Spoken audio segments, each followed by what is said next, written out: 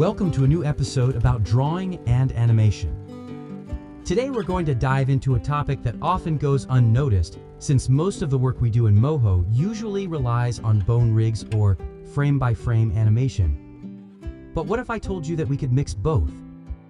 What if we could create animations just as fluid as frame-by-frame, but in a much simpler way? Well, if you've been looking for a way to make your animations feel more alive, get ready. Because today, we're going to dive into a technique that will take your work to a whole new level.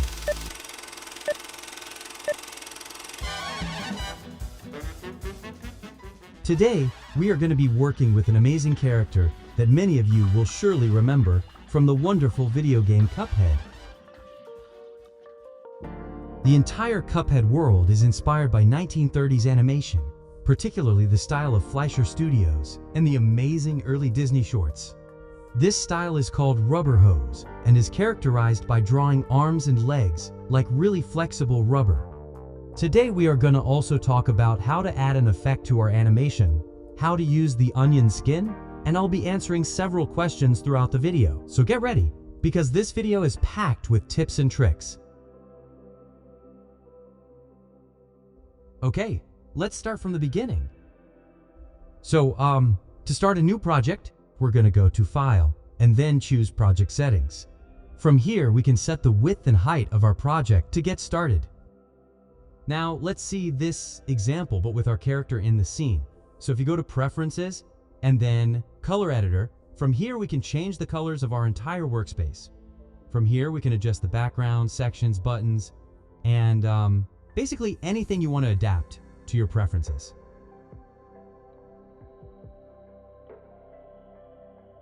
So lighter colors are definitely a great option to try out because the timeline, layers, and menus look super clear on white.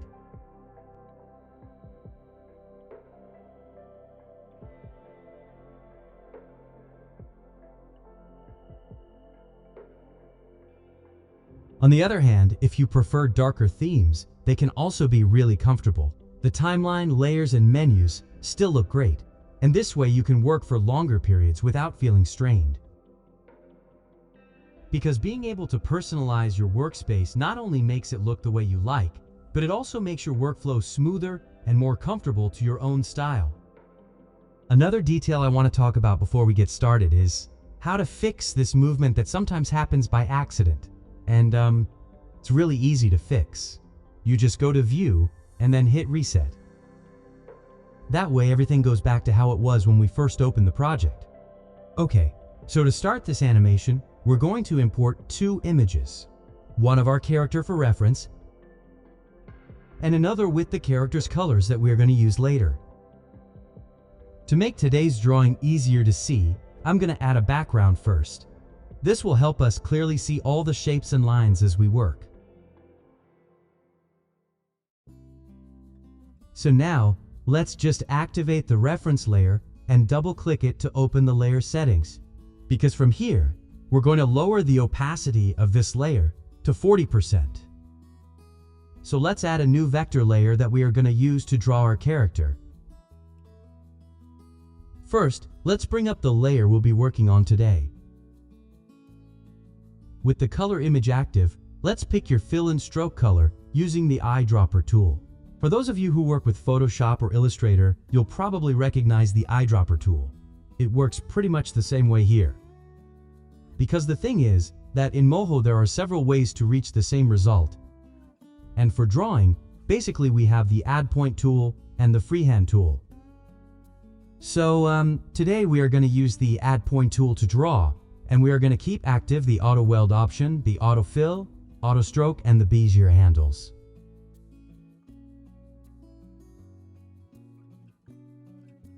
Remember that when we're drawing with the Auto Weld tool turned on, you'll notice that when you close the shape, the last vector turns green, and you'll hear a little click that confirms the shape has been sealed completely. So right now, as you can see, the fill and stroke colors are the same ones we picked earlier from our reference image using the eyedropper tool. Today we're going to be working with vector drawings. That means you will have these dots called vectors. And the cool thing about them is that you can always modify them whenever you need. Now the Bezier tool up here in the top menu is the one that gives you those little nodes you'll need if you want to work with curved lines. We also have the Select Shape tool, which lets you grab your object and change its colors. You can do this from either the top menu or the panel here on the right. From there, you can adjust both the fill and the stroke colors.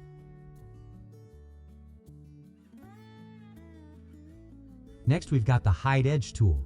This one lets you hide outlines without actually deleting them. And finally, we have the Line Width tool. With this, you can adjust the contour lines of your characters and give them that amazing, hand-drawn, classic cartoon look. Alright, so now that we already know the tools we are going to use, we can start drawing our character. First, we're going to use our reference image to pick the right colors again. Then we'll start drawing the entire background of the head on top of our character reference image.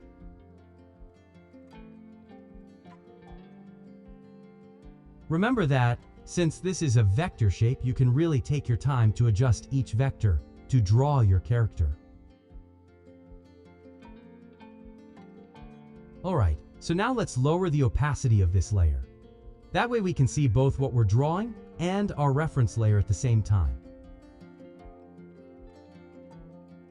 Let's also adjust the outline thickness. This is something you can do at any point, but it's a good idea to set it now so we keep the same line weight consistent across the whole character.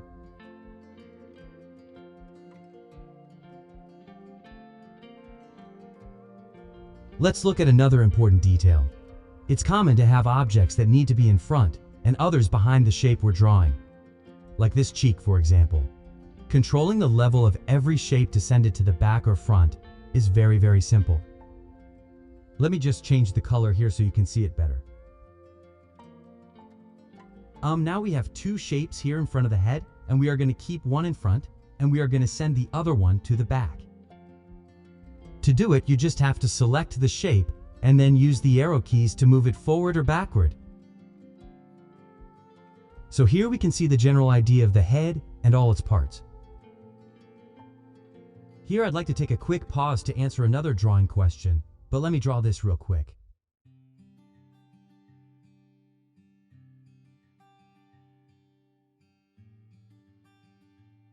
So if we want to add holes inside a shape, like on this one for example, the simplest thing to do is just erase the inner area. This will automatically generate new vectors for us to work with. Take your time adjusting all the vectors and lines. And if you're interested in more details about drawing in Moho, I'm going to leave a link in the description. So the process is going to be the same for the entire character. So let's jump ahead to see how the whole character looks. Okay, here we have it, and as you can see, it has only 6 layers so far, but we are going to add some more in a minute. But this is basically how a character should look like. But before we continue, we're going to add some colors to the layers to keep everything organized.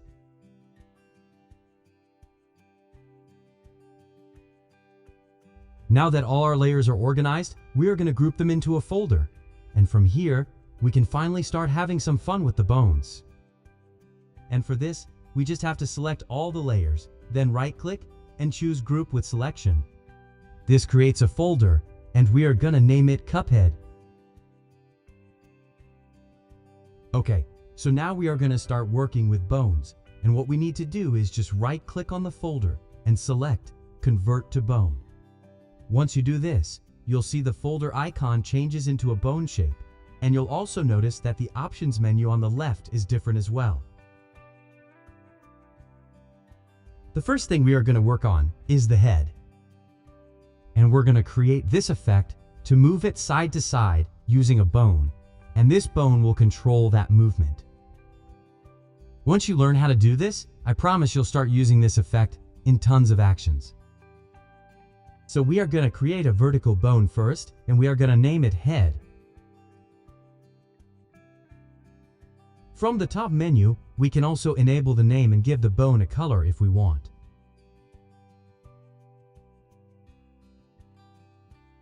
Once we have it, just go to Bone Constraints, then Angle Constraints, and set the values to -90 and 90 to limit the bone's range of motion.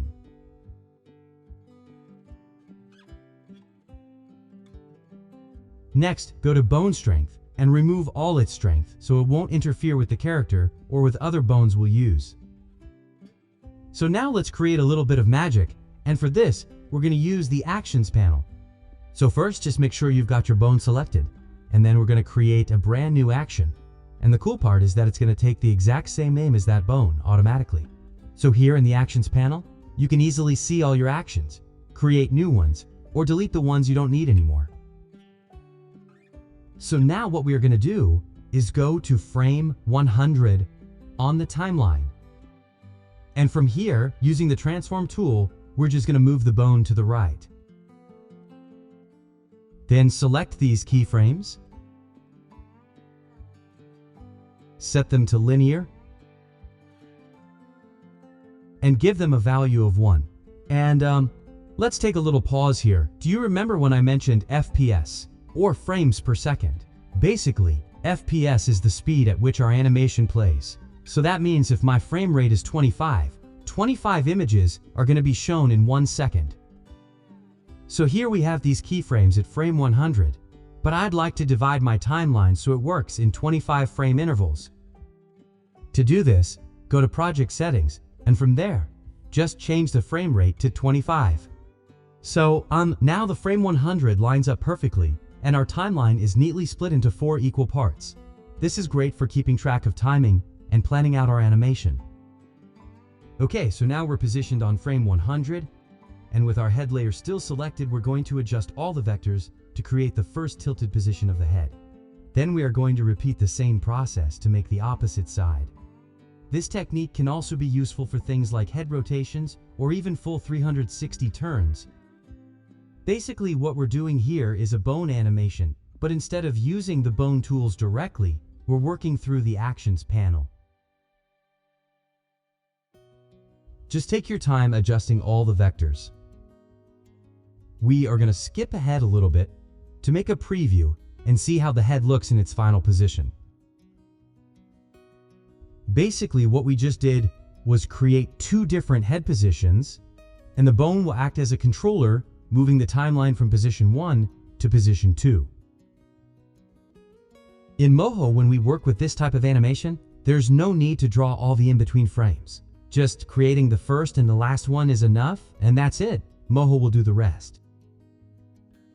So, another thing we need to pay attention to is the vectors that move out of place when you are creating certain movements. But we'll talk about that in a minute, because what we really want right now is to pay attention to the whole action. Just focus on that first, and then we will fix the errors. We've got our first action ready. So now what we are going to do is to create a new one, but this time with the head turning to the other side. Open the Action panel again, and with the same bone selected, create a new action. In this case, we're going to call it Head 2, but of course you can also use names like left or right if you want. Now go to frame 100 again, but this time we're going to move the bone to the other side to work on the new head position. The process is the same as we did before. First, you adjust the movement to one side and then to the other. Once we have both sides done, we can test the movement. Here, for example, we have one vector out of place, and you'll probably have a few like this as well.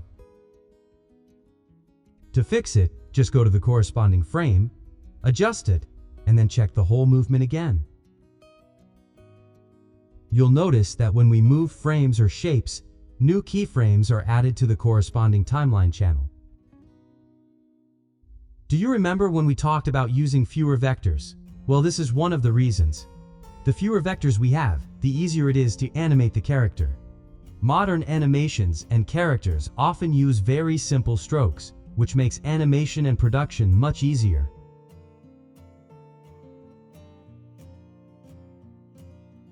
I'm going to separate some parts of my character, and this is important because, for example, the left arm will move behind the body. So it's good to start thinking about which layers should be in the back and which ones should be in front.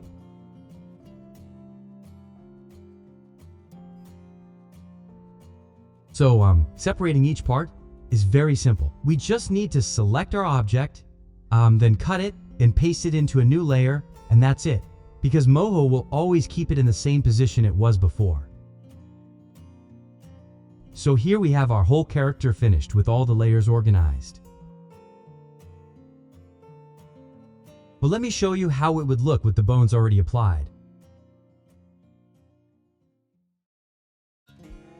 Basically, what we're going to do today is to link each part of the body to a bones to create a simple animation. And after that, and this is the key part, we'll move some vectors to simulate a fluid frame-by-frame animation. By doing this, we are going to get amazing movements full of life without the need to keep redrawing your character again and again in every frame. So basically, we are going to mix the best of both worlds here, using bones and frame-by-frame animation together, all in one. Let's begin with the second part, animating.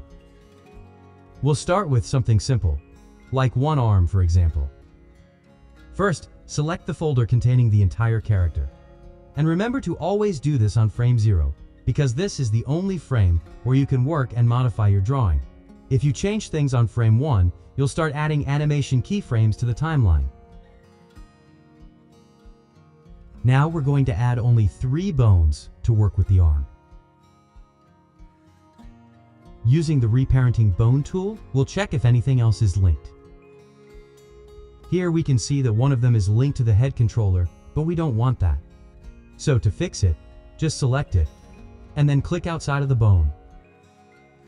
Now we are going to select the 3 bones and reduce the bone strength, but just a little bit. What we're going to do is link each bone to a different group of vectors to animate the whole arm, and this is a simple 3-step process. The first thing you need to do is select the first bone. Now, just select the arm layer, and then the bind points tool. From now on, any vector we select will be linked to this specific bone.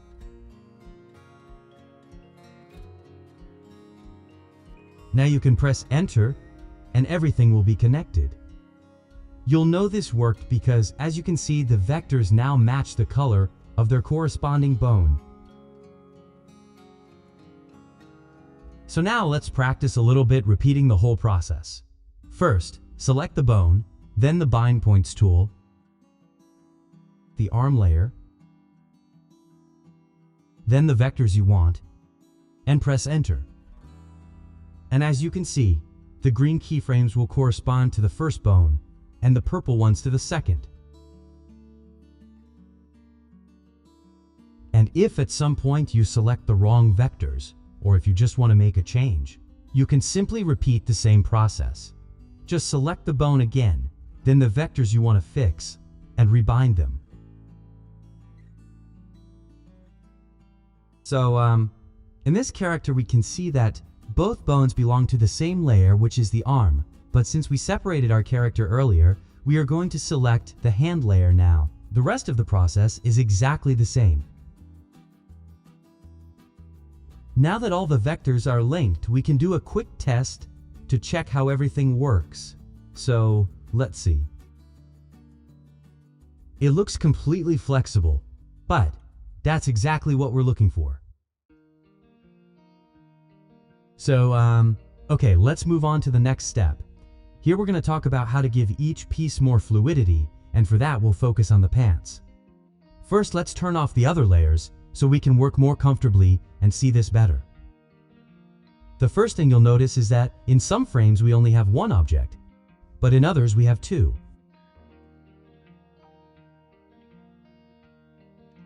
So, if we move this bone, these pieces will break, and that's because they're meant to be movable. You might think, okay, let's just link their vectors to the same bone, and that's it. But today, that won't be necessary. Like I mentioned before, we're going to do a mix of bone animation and frame-by-frame animation.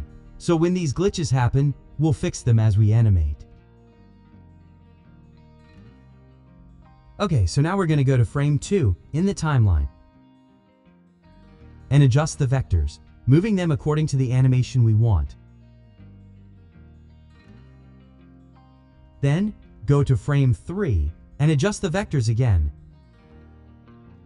Let's exaggerate this one a little bit so we can clearly see how this works. If we turn on all the layers, we'll see that at frame 3, that vector stayed exactly as we left it. In other words, it's like an FBF drawing. And that's the trick here. We can combine both approaches to create better animations really fast. This opens up so many possibilities. Just imagine using this technique along with dynamic bones or smart bones. It's like a mix of bone animation, frame by frame, and even a bit like mesh warp. But let's not stop here, because I also want to talk to you about something else: how to add extra objects, effects, or materials to our scene.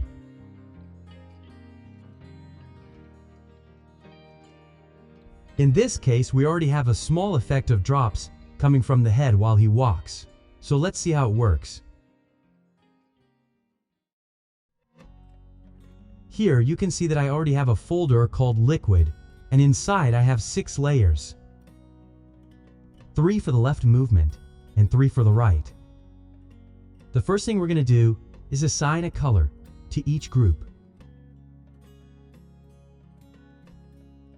And here I want to pause for a second, because we are going to need to create an empty layer.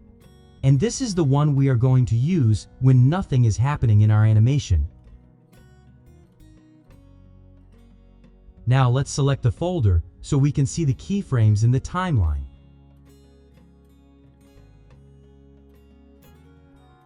So this is what I was talking about. All the empty spaces in the timeline correspond to this empty layer. That's why we are going to need one just to apply it when the liquid is not visible. Each keyframe will respect the color and the name of all our layers. So remember to use consistent colors and names for them. But let's quickly see how to create something like this. So let's go through all the steps. The first thing we're going to do is create a new layer, and here we'll draw a simple drop.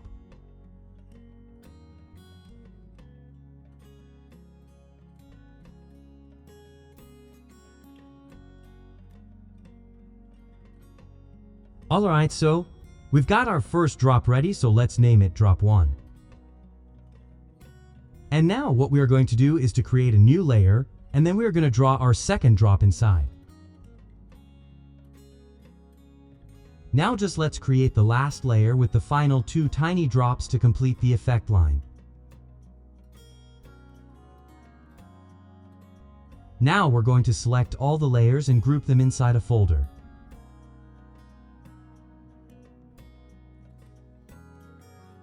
And now we are going to name it, just to do a quick test. Once that's done, right-click the folder and choose Convert to Switch. From here on, this folder will automatically switch between the layers. Alright, so as you can see, in the timeline only the first layer is actually showing, because the other 2 are hidden. And that's because this folder will only display 1 layer at a time. All we need to do is simply tell Moho which layer we want to show on each frame. We don't really want the drop to be visible all the time in the scene, right? So, to fix that, we're going to add an empty layer and place it at the very top of the folder. This way, we can easily turn the effect on and off just by switching to that empty frame whenever we need. So, okay, now we are going to tell the timeline which layers to show. And to do this, we are going to right-click on the folder to choose a layer. So, since the first frame needs to be empty, what we are going to do is go to frame 1 and then press right-click on the folder and choose the empty layer. Now we are going to move to frame 6, and here we are going to activate the layer called Drop 1. And as you can see, the first 6 frames will stay empty until we activate the next one. In Moho, the switch layers technique is super useful. You can use it, for example, for lip sync by putting each mouth shape on a different layer, for blinking or facial expressions, simple effects like fire, water or sparks, and even objects that appear and disappear. Basically, Anytime you want to show a different layer on specific frames, switch layers is the way to go. It's a small detail, but it gives the character personality and a lot of life. And that's exactly what we're aiming for, bringing naturalness to everything we create. Here's how the final animation looks. Now, let's talk about some extra details that will really help us to work on our animations. As I mentioned before, Moho has this amazing tool called onion skin. This will let you see the frame before and after the one you're drawing, similar to how traditional animators used a light table to compare their drawings. So, for example, onion skins has two main options. First, we have the outline, which only shows the edges of your shapes. And this is a great tool if you want a simpler view and don't want too much visual clutter, especially when your drawings have lots of details. On the other hand, we have the colored fills option. With this option, the onion skins get highlighted with different colors, which makes it super easy to see the motion and follow what's happening in your animation. And from here, you can always adjust the colors so they don't interfere with your character. The onion skin is controlled by activating these keyframes we see here. And you can add or move as many as you need. Basically, the onion skin tool lets you see the previous and next frames while you are animating, so you can easily track motion, spacing, and timing without having to guess. So, onion skin isn't just for your whole character. You can also select individual layers, which lets you focus on and adjust each animated part separately. The classics were all about exaggeration. The rubber hose era, and later animators like Tex Avery and Chuck Jones, pushed characters to the extreme. Jaws dropping to the floor, arms stretching across the screen, bodies flattening like pancakes, or legs spinning into wheels when they ran. These wild exaggerations were movements that could only exist in animation, and that's exactly what made those cartoons so unique and expressive. If you're interested in learning more about the rubber hose animation style, you can check out the amazing animations from Fleischer Studios and of course the early Disney cartoons. They all shaped this style, and today, modern projects like Cuphead are proof that it's still alive. If you enjoyed this video, please hit the subscribe button for more content and to support the channel. If you're on Instagram, you can also find me there. For those who are new to this channel, thanks so much for being there. And to those who are already part of this family, thanks for your support, your amazing messages, and your interest in the world of drawing and animation. I hope to see you all in the next one with more information about Moho, digital drawing, animation, and more. Thanks for watching, and I'll see you next time.